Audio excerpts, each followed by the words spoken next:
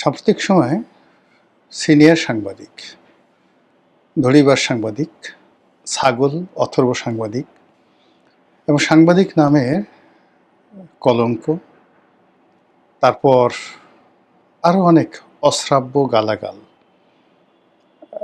যারা পক্ষ এবং বিপক্ষের লোকজন ইদানিং সামাজিক মাধ্যমে দিচ্ছেন। রাষ্ট্রের জন্য, দেশের জন্য এই মুহূর্তে বিষয়টি অত্যন্ত সেন্সিটিভ। আর একটা পেশার জন্য ভীষণ রকম অবমাননাকর।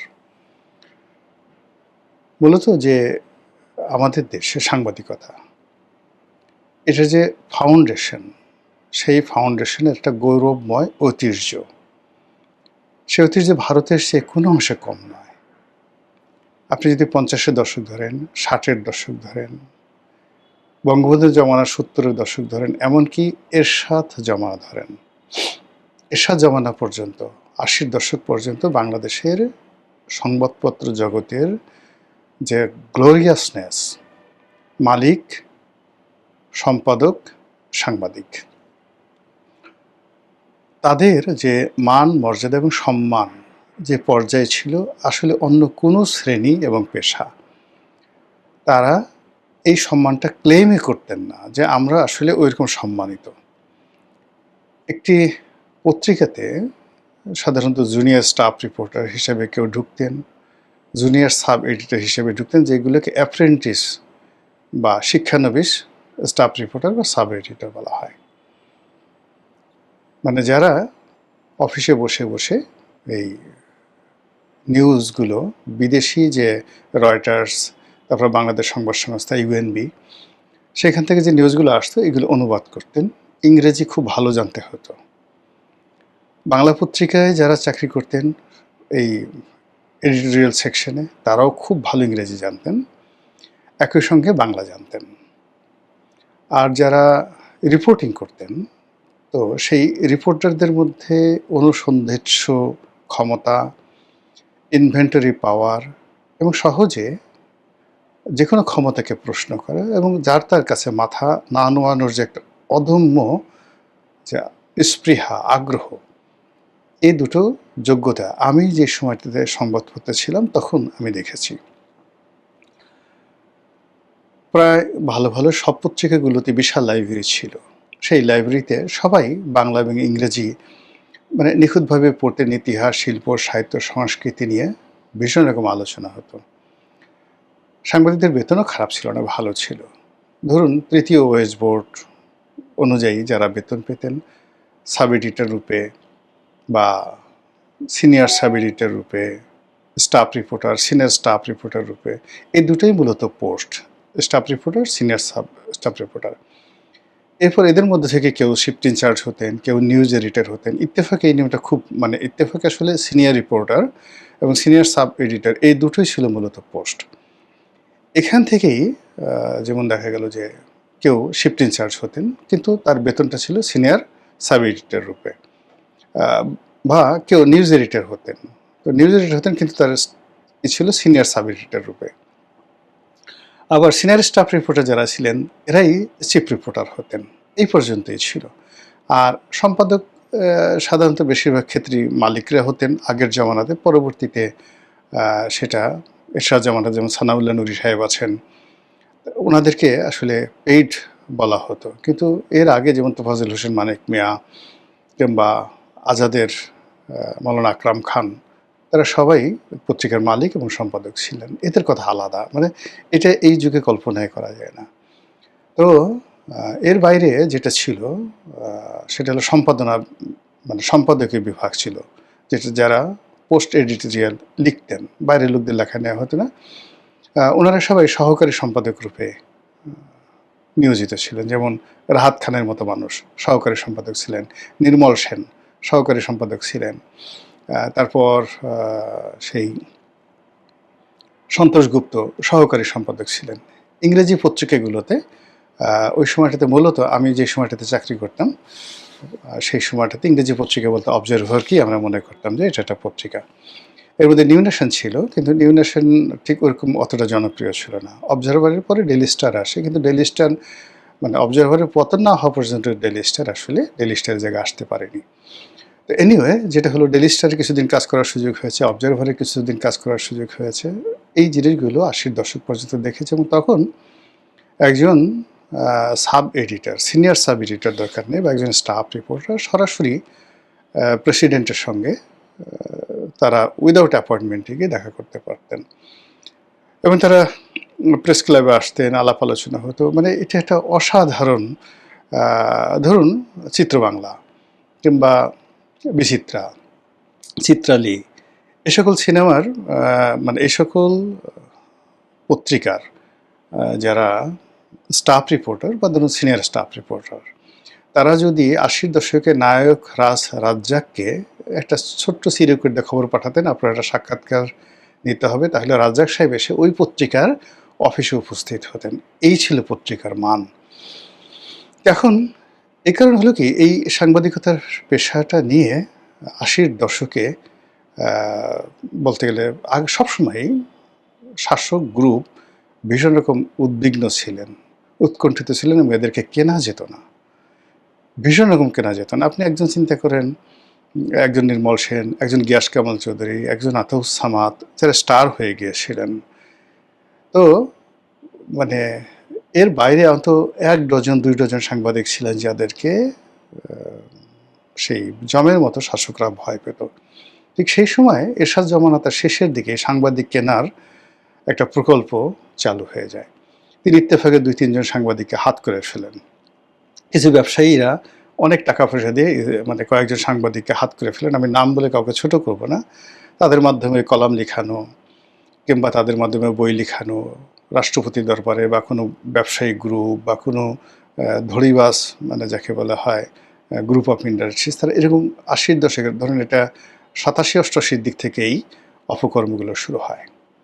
৯১ থেকে শুরু হয় দলবাজি, মানে সিরিয়াসলি দলবাজি ৯১ সাল থেকে শুরু হয় এবং সেটা হতে হতে হতে হতে ২০০০ সেই ২৪ সনে এসে এখানে এই সাংবাদিকতার নামে দুর্গন্ধময়, অতি দুর্গন্ধময়, আবর্জনাময় একটা শ্রেণী তৈরি হলো, যারা সেই নারী ব্যবসা, মানে এমন কোনো মানে অপকর্ম নেই, মদ, নারী, জুয়া থেকে শুরু করে বিশেষ করে ইলেকট্রনিক প্রিন্ট মিডিয়ার সাথে যুক্ত হওয়ার কারণে আপনি মাফিয়া বলতে যা কিছু বোঝায় ১০টা মাফিয়া একত্র করলে এই সাংবাদিক নামক যে পেশাটা, সেই পেশার মধ্যে এরকম অনেককে খুঁজে পাবেন। তো এই যে একটা খারাপ অবস্থা, সেই খারাপ অবস্থার মধ্যে যেটি হলো সাংবাদিকদের মান কমলো, সম্মান চলে গেল, লেখাপড়া গোল্লায় গেল, আর গর্ব করার মতো এদের মধ্যে কিছুই রইল না। এরই মধ্যে ইউনূস জমানা এলো। ইউনূস জমানা হওয়ার পরে কী হলো, একটা শ্রেণী, এই খারাপ যে শ্রেণীটা, তার একটা বিরাট অংশ পালিয়ে গেল, আর একটা অংশ মুহূর্তের মধ্যে ভুল পাল্টিয়ে নতুন রাজনৈতিক বন্দোবস্তের মধ্যে তারা যুক্ত হলো। এবং শেখ হাসিনার জমানাতে যে সমস্ত সাংবাদিক বিভিন্ন দূতাবাসে চাকরি নিত, প্রেস ক্লাবে মাতব্বরি করতো, কন্ট্রাক্টারি করতো, দালালি করতো, রাতে যে ওয়েস্ট ইন্ডিজে গিয়ে পাপিয়া কাণ্ড ঘটাতো, তারপর বিদেশে টাকা পাচার করতো, দলের প্রোপাগান্ডা চালাতো, এই পুরো যে গ্রুপটি, সেই গ্রুপটির দেখা গেল যে শেখ হাসিনার জমানাতে এই গ্রুপের লোক ছিল ধরেন মোর দ্যান ১০০। এটা নেমে এলো ২৫ জনে। এরা নেমে এলো ২৫ জনে ইউনূস জমানাতে, এবং ২৫ জন যারা শেখ হাসিনার জমানাতে তারা খারাপ ছিল, খারাপ থাকার পর তাদের বুদ্ধি ছিল, পোশাক ছিল, চেহারা ছিল, সুরত ছিল, বংশ ছিল, প্রত্যেকটা জায়গাতে যে লেভেলটা ছিল সেই লেভেলটা মানে ইউনূস জমানাতে এসে যারা এই সুবিধা গ্রহণ করলো তাদের লেভেলটা আগেরগুলো যদি মাথার ক্যাপ আপনি বলতেন যে খারাপ, কিন্তু তাদেরকে মাথায় টুপি হিসেবে পরা যায়, এগুলোকে আপনি জুতা হিসেবে ব্যবহার করতে পারবেন, এরকম জাস্ট জুতা হিসেবে ব্যবহার করতে পারেন, এই ধরনের কোয়ালিটির লোকগুলো এসে হাও মাও কাউ করে খাওয়া শুরু করলো। আচ্ছা, এগুলো খেয়ে দিয়ে আবার এই গ্রুপও প্রায় আউট, অর্ধেকের মতো আউট, বাকি অর্ধেক এখনও বিভিন্ন জায়গাতে লুটপাট করছে। এই যে যখন নতুন বন্দোবস্ত হলো, মানে বিএনপি সরকার এলো, এই সময়টাতে সংবাদপত্রে এই সুবিধাভোগী শ্রেণী যারা আছে, এই সুবিধাভোগী শ্রেণীর মধ্যে এমন কিছু লোক সামনে চলে এলো যারা ইউনূস জমানাতে যে ওই যে পায়ের জুতো ছিল, যাদেরকে মানে শেখ হাসিনার জমানাতে আপনি যদি মনে করেন একজন ইকবাল চৌহান চৌধুরী, একজন নাইমুল ইসলাম খানকে যদি আপনি মাথার ক্যাপ হিসেবে বর্ণনা করেন, তাহলে এই দুজনের সমপর্যায়ের যে সমস্ত লোক ইউনূস জমানাতে দাপট ছিলেন, তারা নাইমুল ইসলাম খানের জুতার সোল, জুতার উপরের অংশ না, নিচে যেগুলো হাঁটে সেই জুতার সোল, বা ইকবাল চৌহান চৌধুরীর জুতার সোল আর নাইমুল ইসলাম খানের স্যান্ডেলের ফিতা হওয়ার উপযুক্ত নয়। এই লোকগুলো ইউনূস সাহেবকে চালিয়েছে। বোঝার চেষ্টা করেন, ইউনূস সাহেবের সময় যেগুলো জুতার সোল ছিল, পরবর্তীকালে যারা বিভিন্ন সময়টাতে দাপট দেখাচ্ছে, এগুলো জুতার সেই ফিতা বা সোল থেকে নেমে এগুলো এখন কি বলবো, ওই আমাদের 80-র দশকে দেখবেন গ্রামের মধ্যবিত্ত এবং ধনীরাও যে তারা জুতা যাকে বলে ক্ষয় হয়ে গেলে নিচে একটা আলাদা রাবারের সোল লাগাতো, মানে টায়ার, বিশেষ করে রিক্সার টায়ার দিয়ে লাগাতো কিন্তু এইরকম সোলে, মানে টায়ারে, মানে নকল সোলে সয়লাভ হয়ে গেছে বর্তমান সংবাদপত্র জগতের সেই কালো অধ্যায়গুলো। এই যখন অবস্থা, তখন আমরা আসলে চারিদিকে তথ্যের নামে অপতথ্য, জ্ঞানের নামে আপনি অজ্ঞানতা, আলোর পরিবর্তে অন্ধকার আমরা দেখতে পাচ্ছি। কোন একটা বিষয় ন্যারেটিভ তৈরি করা তো দূরের কথা, উল্টো সামাজিক মাধ্যমে যে গল্প গুজব হচ্ছে, সেই গুজবের যে ভিত্তি, সেই ভিত্তির দ্বারাই রাষ্ট্র, সরকার, দেশের জনগণ নিষ্পেষিত হচ্ছে। কিন্তু কলম যাদের হাতে, সেই কলম দিয়ে দুনিয়ার সব কিছু বের হচ্ছে। কলম দিয়ে তাদের বীর্য বের হচ্ছে, মল বের হচ্ছে, মূত্র বের হচ্ছে, নাকের সর্দি বের হচ্ছে, কিন্তু কলম দিয়ে কালির মাধ্যমে দু কলম ভালো কালাম যে বক্তব্য, সেই বক্তব্য কেউ বের করতে পারছে না। এরকম যখন অবস্থা, ঠিক সেই সময়টাতে দেখা গেল সিনিয়র সাংবাদিক বিতর্ক শুরু হয়ে গেছে। গত 2টি বছরে আপনি চান বা না চান, সাংবাদিকদের মধ্যে অল্প কয়েকজন মানুষ যারা কোনো জমানাতে রাজনৈতিক সুযোগ সুবিধা লাভ করেননি, যেমন আনিস আলমগীর, মাসুদ কামাল, আজিজ, পান্না, এখন সার্বিক বিচারে হয়তো শেখ হাসিনার জমানাতে, তারপরে ইউনূস জমানাতে বা তার আগের অন্য কোনো জমানাতে যে সকল পলিটিক্যাল টাউট ছিল সাংবাদিকতার নামে, বা সাংবাদিকতার পেশার বাইরে গিয়ে তারপরে এই পেশাটাকে মালিকানা বিভিন্নভাবে ব্যবহার করে যত রকম 2 নম্বরী জিনিস আছে যারা করেছে, এই কয়জন মানুষ আমি যাদের নাম বললাম, এই কয়জন মানুষ কখনোই এরকম ছিলেন না। আবার তারা যে গিয়াস কামাল চৌধুরী বা ধরুন রাহাত খান, এদের মতো উচ্চ পর্যায়ের সাংবাদিক ছিলেন তাও না। কিন্তু ঘুষ, দুর্নীতি, অনিয়ম থেকে শুরু করে ক্ষমতাধরদের যে পদলেহনের যে ইতিহাস, পা চাটার যে ইতিহাস, আমি এই 4-5 জন লোকের যে নাম বললাম তাদের মধ্যে ছিল না। এবং অবাক করার ব্যাপার হলো যে এই ইউনূস জমানার আগে এরা যে আসলে খুব বেশি ফ্রন্টলাইনে এসছে, পলিটিক্যাল কোনো বিষয় নিয়ে কথাবার্তা বলেছে বা নেতা হওয়ার চেষ্টা করেছে, এইরকম কোনো নজিরও আমি অন্ততপক্ষে এদের সবাইকে চিনি, পার্সোনাল চিনি। আনিস আলমগীর আজকের কাগজে আমার সহকর্মী ছিলেন। তারপর মাসুদ কামালকে চিনি, যদিও তার সঙ্গে আমার সরাসরি কোনো পত্রিকা একত্রে চাকরি করার সুবিধা হয়নি, কিন্তু তিনি জনকণ্ঠে দীর্ঘদিন ছিলেন, সেই সুবাদে আমি তাকে চিনি। পান্না নানা কারণে তাকে চিনি, 21 টেলিভিশন থেকে তাকে চিনি। তারপরে আজিজ ভাইকে তো অনেক এমিনেন্ট জার্নালিস্ট, তাকে চিনি নানাভাবে। তিনি সেই অন্য ডেস্কে ছিলেন, বাট ডেইলি স্টারে তার সঙ্গে আমার একত্রে কিছুদিন কাজ করার সুযোগ হয়েছে। তো এই মানুষগুলো ওইরকম তাদের কোনো যাকে বলা হয় নেতিবাচক দিক কোনো রাজনৈতিক পোর্টফোলিওতে ছিল না।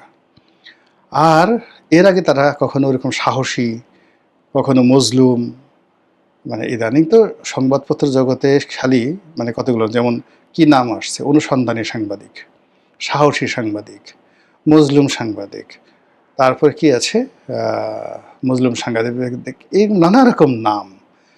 মানে যখনই আপনি মজলুম সাংবাদিক বলবেন মানে আপনার প্রতি জুলুম করা হয়েছে, তার সঙ্গে সঙ্গে উল্টা জুলুমবার সাংবাদিকের নাম চলে আসবে। মজলুম মানে জুলুমবার সাংবাদিক নাম চলে আসবে। এত লোক রেখে সাংবাদিকদের কেন জুলুম করবে? অন্য কোনো সাংবাদিক যারা আছে তারাই তাদেরকে জুলুম করতে শিখিয়ে দিয়েছে।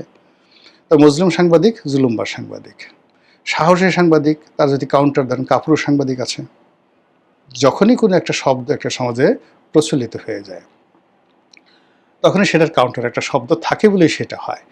তারপরে সাহসী সাংবাদিক, এরপরে হলো প্রবাসী সাংবাদিক, সাংবাদিক আবার প্রবাসী সাংবাদিক, এরকম অদ্ভুত অদ্ভুত নাম চলে আসছে।